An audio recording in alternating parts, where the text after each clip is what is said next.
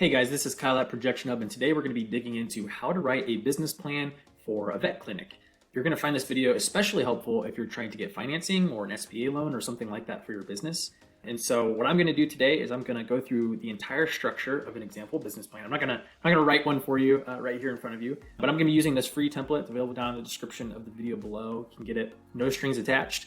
And so I'm going to be going through, and the main thing I'm going to try to accomplish is I'm going to show you 5 key points that I think really make the difference on increasing your likelihood of getting approved for financing or for your business plan being effective. And so I'm going to go through the whole structure, show you an example, and then when I come across the areas of those 5 key points, we'll stop, we'll talk about it a little bit more. I'll show you some more demonstrations around that.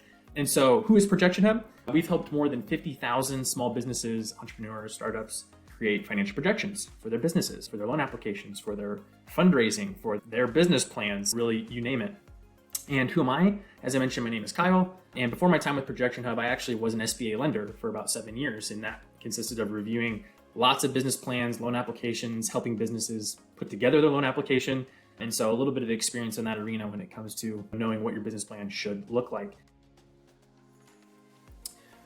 Why is a business plan important? Now, this might sound a little cliche or a little bit obvious, but the purpose of your business plan is to demonstrate your specific roadmap, your plan to success. The purpose of it is not to educate whoever's reading it on what exactly your business does or what the industry even is. Now, if your industry was like a brand new concept no one had ever heard of before, then your business plan does need to do some education.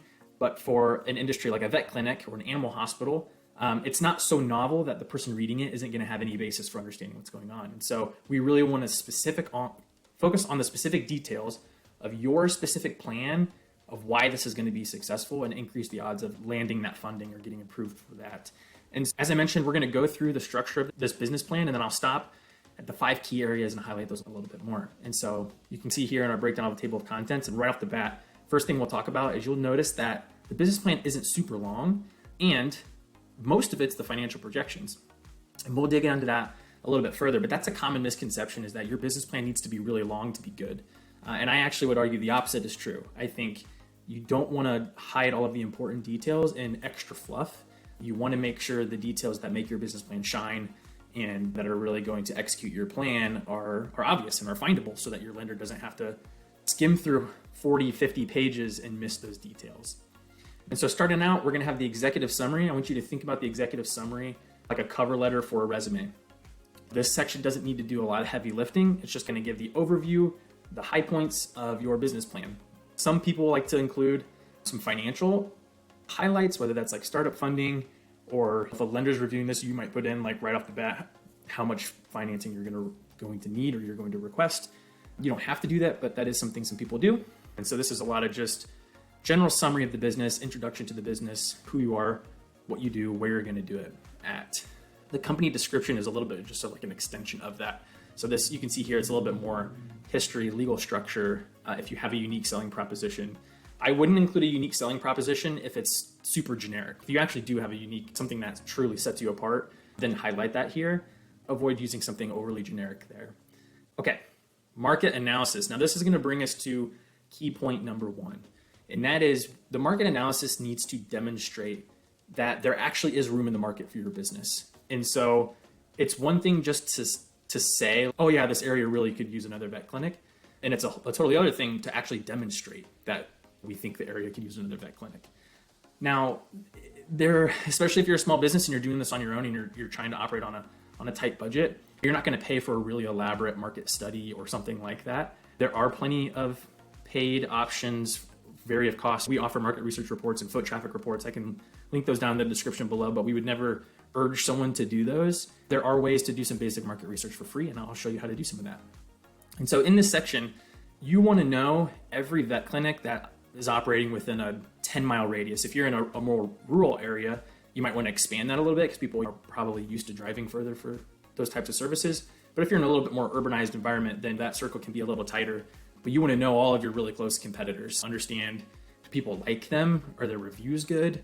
Have they been around for a long time? Just try to understand them. You don't have to list them all, but you probably should list your 1 or 2 primary competitors on here. And again, the key point is demonstrating some specific examples of local research that there is room for your business. And this sample business plan, this template that you can grab for free down in the description, includes some examples. Again, you could do a survey or something like that. Just ask people in the area think that you need another vet clinic.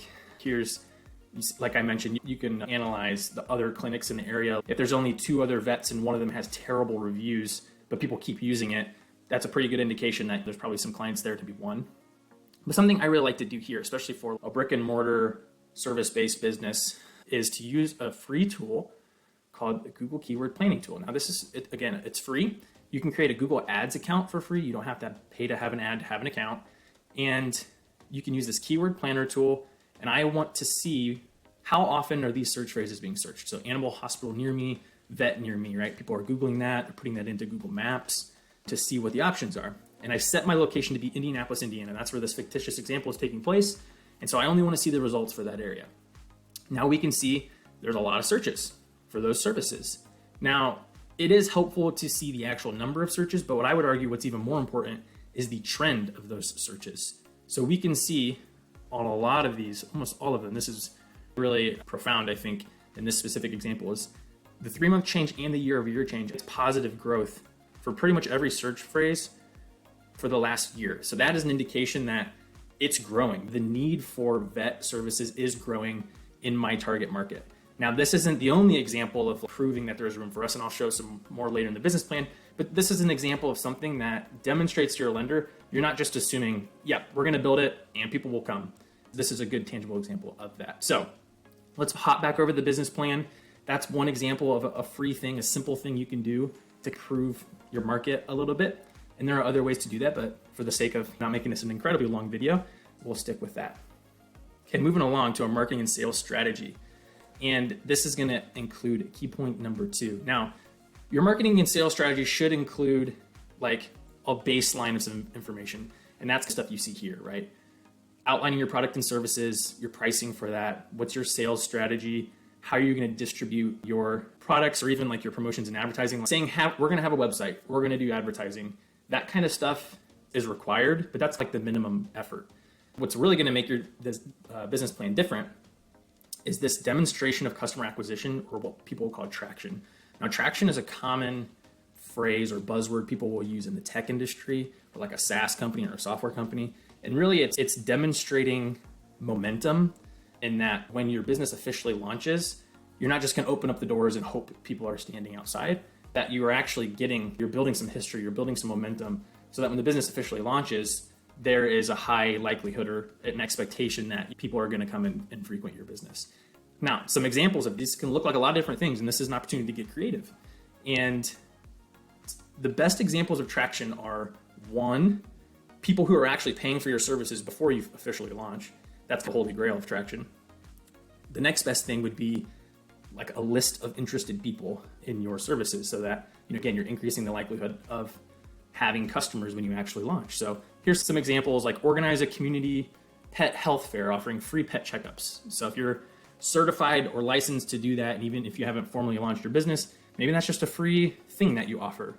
And that's a chance to get the word out about your hand-out business cards. You can do whatever. Start forming a presence there in your community.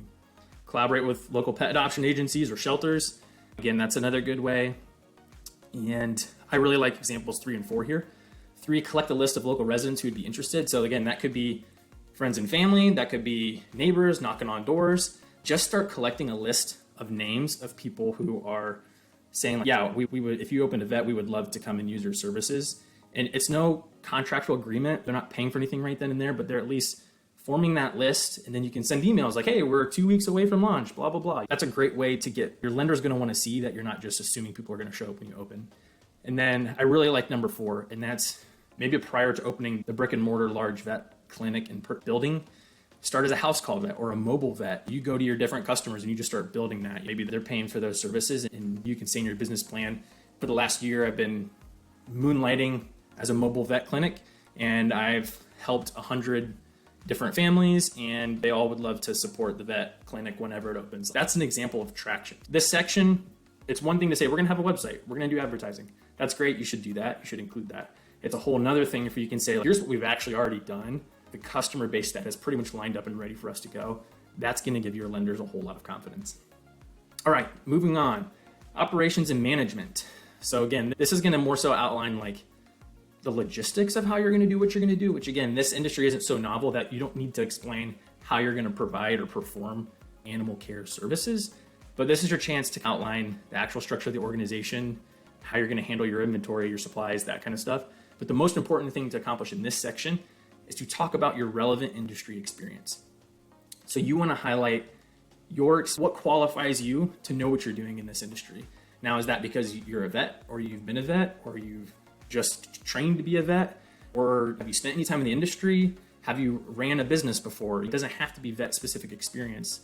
If you don't have vet specific experience, you should probably have someone on your team or a partner who does have that experience. So you really want to highlight why it is that you're starting this and what kind of experience do you have that's going to make it likely that you're probably going to succeed, whether that's you or a key partner or a key employee that you have high confidence in. It's not to say you can't start a business that you don't have experience in, but it's going to create questions and hurdles from a potential lender. They're going to want to know. When I was a lender, we would often have people who spent their whole career doing one thing, like maybe a corporate executive, and then they decided they wanted to open up a donut shop, which is fine. There's nothing wrong with a donut shop. It's just, do they understand what they're getting themselves into? Trading one career path for getting up at 4 a.m. to bake donuts, to work what would be a kind of a minimum wage job.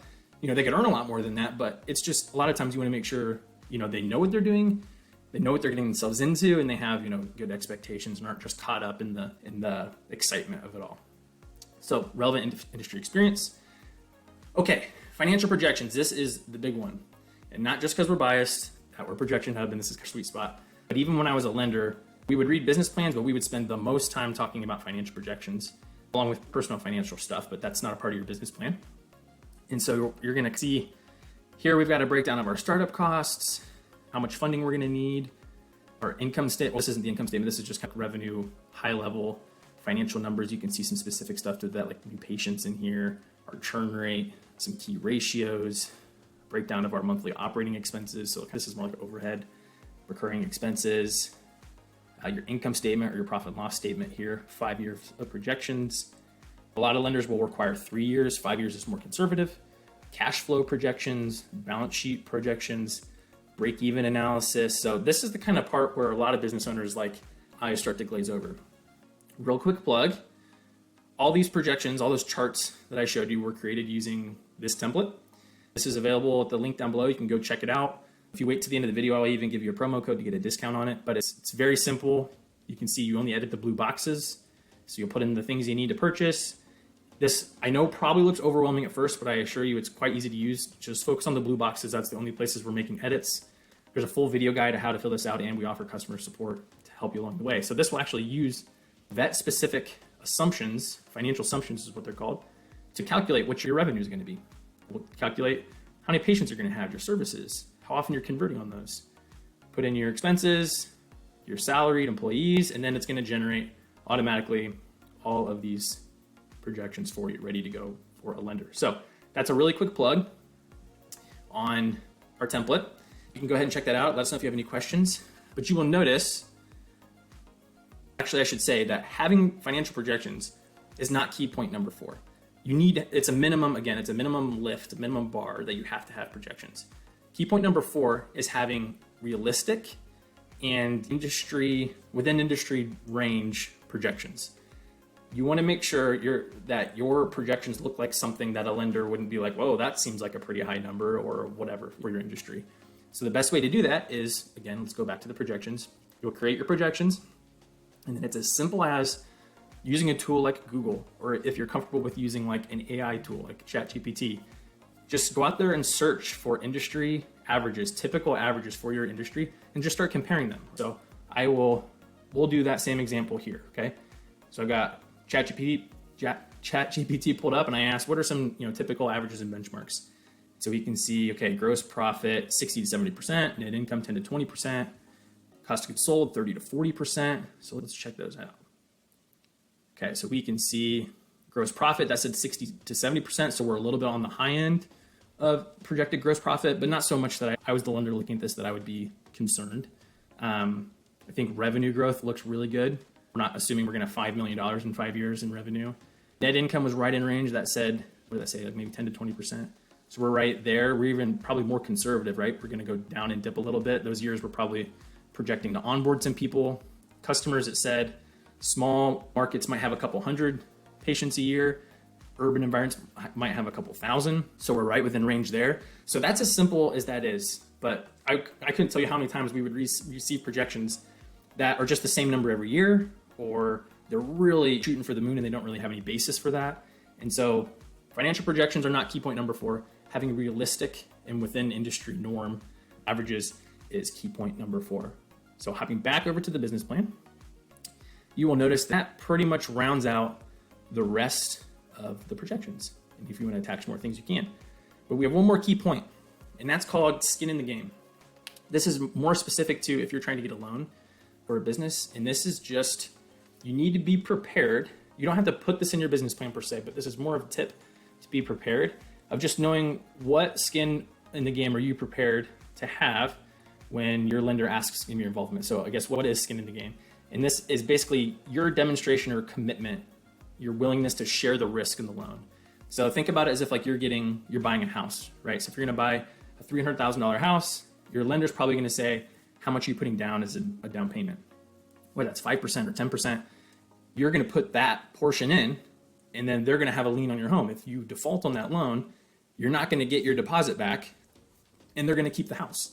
So, that's part of the agreement. That's the risk, right? The bank is giving you the money to take more risk, and you can't get off scot-free if you weren't able to fulfill that. It's the exact same concept when getting a business loan. So typically that looks like assets, if the business has any. If the business is an asset-light industry, like a vet clinic, unless you own the building. If you own the building, right there's your collateral. And if you don't have a ton of collateral in the business, you need to be prepared to maybe have personal collateral. Maybe that's a second mortgage on your house, free and clear car. Now, you don't have to just come out and offer those things. But again, this is just a recommendation. Be prepared to know what you're going to be asked, what you're going to contribute to secure that loan. Probably gonna have to have a personal guarantee. Just keep that in mind, right? When I was a lender, oftentimes people would tell me, okay, I received some advice to keep my business and personal separate. I don't want to have personal guarantee the loan. That's great advice when it comes to your business bank account, your bookkeeping, but it's unrealistic advice when it comes to getting financing. So just putting that tip out there, just be prepared for that. And there you have it. That's the 5 key points. That's how to write a business plan for a vet clinic. Grab this template. It's free down in the description below. Do your best to follow those 5 key points. I promise your business plan will be in the best shape it can be when trying to get approved for funding. Obviously, we didn't talk about personal financial stuff. That's a big component too, but focus on the business portion here. And as promised, for sticking around, I'm going to give you a promo code. If you need a financial projection template, you can use PH20BP. There's links in this template here. You'll get a 20% discount off on the template. Hope you'll enjoy it. Again, there is a video guide on how to fill it out, linked here in the template. It's also available on YouTube. I'll link it down in the description below. So if this video is helpful for you, please give us a like, give us a comment. If you need to, subscribe to the channel if that would be helpful to you. And we'll see you on the next one. Thanks.